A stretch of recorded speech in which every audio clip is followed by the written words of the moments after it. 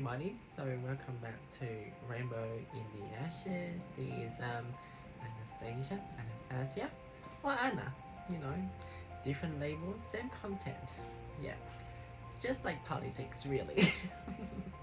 Okay, well, this particular video, I guess, is mainly, well, dedicated to educate men, cisgender, heterosexual men especially, who may have attraction towards trans women or women of trans experience specifically, and or also just to really help you guys being, I suppose, the man that you know, you like deep down you know you want to be. Again, this video is based on my personal experience. You may have different view, and if you do have that, please comment below. Keep it respectful and nice, because I'm a witch, I can curse you, you know that? And the next 3 generations of yours. I'm kidding. So I feel like this particular video and is to really talk about something that I feel like mainstream media don't talk much about, especially the trans community talk about. Not only about male who identify as cisgender and straight having attraction towards trans women. First of all, if you're attracted to this and not Idris Elba or Timothée Chalamet or Henry Cavill, then you're still straight, you're not gay. And deep down, I believe that the whole process of you being afraid of like having to justify yourself, like, I am straight, but I find trans women attractive, that is more of an internalized homophobia speaking. Because again, and I know nobody wants to be being called homophobic, nobody wants to be called transphobic, nobody wants to be associated with hate. But then when you say those statements, you have to ask yourself, okay, even if being with a trans woman makes me gay or made me gay,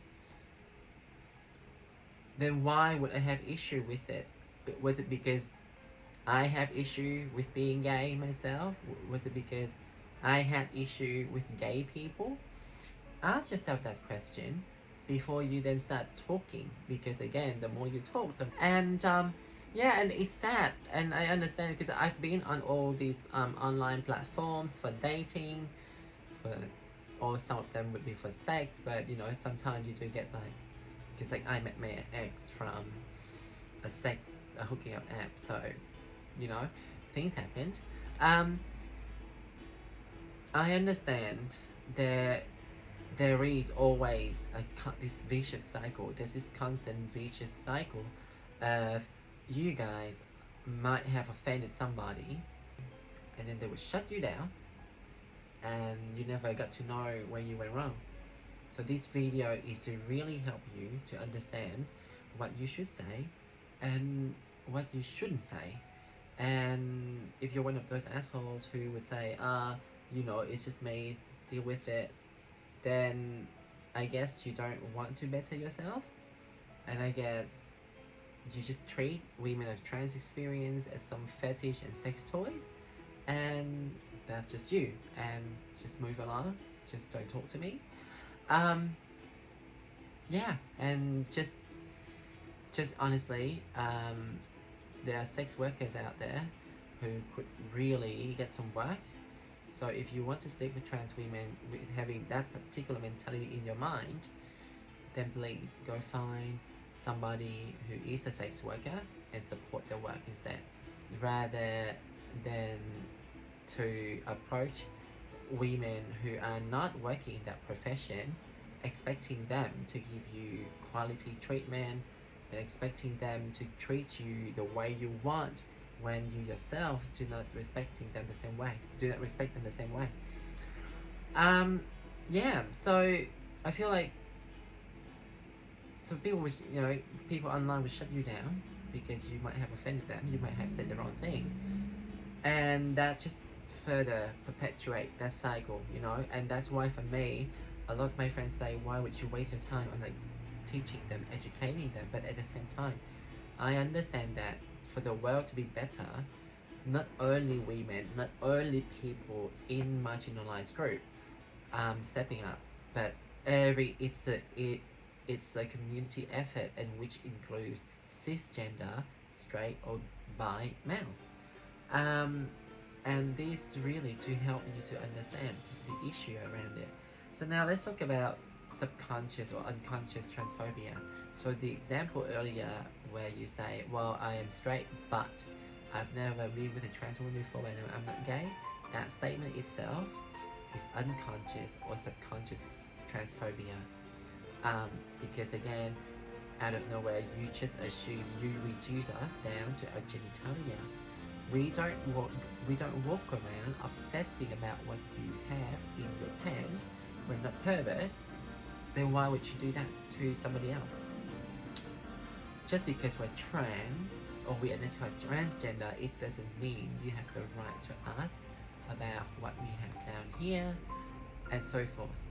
I am very comfortable sharing my personal experience, and so many people they're not, and respect them, because again, a lot of the time those words that you not intently say may trigger them and may actually open a wound that they are still healing from. I'm very fortunate that I went through my journey on my own. I created my own image, and that's it. But then some of them, they had a family attachment, they had work attachment, they had all these things attached to them, and and unfortunately, the things that nourishes us could also destroy us. So yes, so respect them and be kind, and don't make it about you. I know everybody has their own fair share of drama, and everybody has been damaged one way or another. But then, honestly, and I know that I shouldn't say, all trauma is valid, but then at the same time, the shit women of trans experience, especially women of color of trans experience, had to go through to be where they are is tremendous. So respect them. Yeah, so that is one. And secondly, another behavior I've noticed is that the lack of trust, and it makes sense, kinda take us away from our intuition, from our ability, the innate ability to tell whether somebody is genuine or not.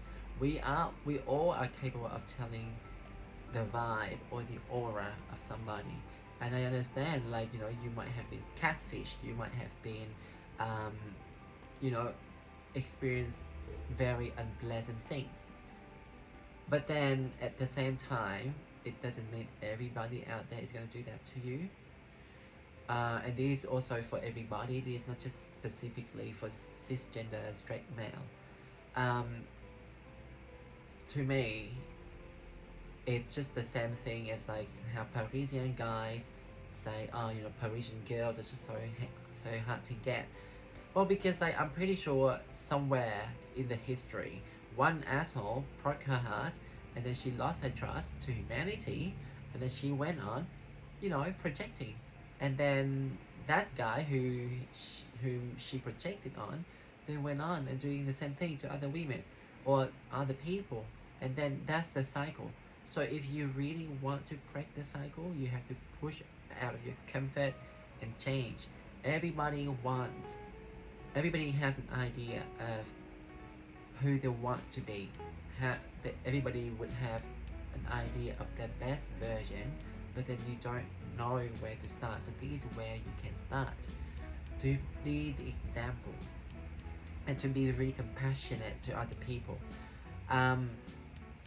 Another thing is that, and I think it speaks more to sexism and misogyny rather than just transphobia itself, is that when I call somebody out, they would immediately react to it. Like they would react to it instantly, like this, and they would defend themselves. First of all, that is very much like gaslighting. I know what I'm talking about. You know, again, because you've lost the ability to tell whether a person is genuine or not, that's fine. But then if you cannot tell whether I'm genuine or not, then it's on you. A lot of other time, you may think people is guilt tripping you or start an argument. Not really. Nobody wants to have an argument. Trans women in specific, we have enough of stuff to deal with. Like, you know, the hormones, the body changes. Like sometimes I don't even understand my mood. And then you're struggling with unemployment and trying to find work and having other hobbies and friends and trying to really stay alive in a world where we don't get much support. So we don't have time to find argument with you. So when, most likely, when somebody calling you out, the thing you say as guilt tripping is more because your conscience is speaking to you. Your consciousness is speaking to you, and that's why you get triggered. So acknowledge that guilt tripping would never work if you did not have any conscience. So yes, nobody, you know, and when somebody call you out, acknowledge your mistake. If you plan to apologize, and when you apologize to the person, I don't know about you, but for me, when I apologize to somebody, I acknowledge their feelings, that I hurt them, no matter what reason it was or how valid my reason could be.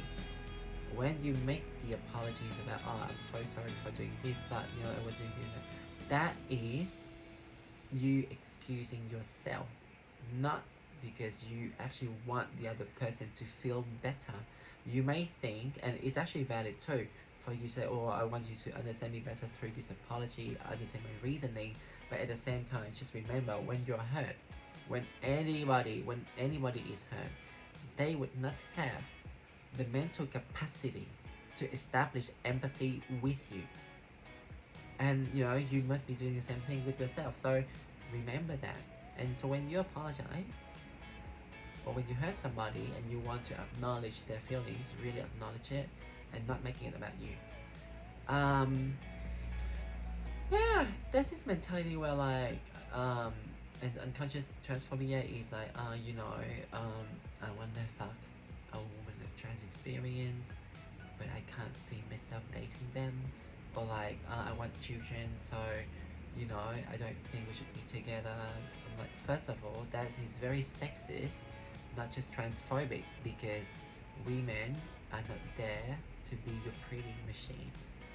For you to say so, you're not only reducing me to my according to you, incapability to give birth, but you are also saying that yes, it doesn't matter how a person gets along well with you, it doesn't matter how much you enjoy the conversation, but if that person cannot breed your baby, then they're not for you. So that's the logic in that. What else? Quite a few, but because I do deleted those conversation online, I did block the guys, so really hard to pull out some example.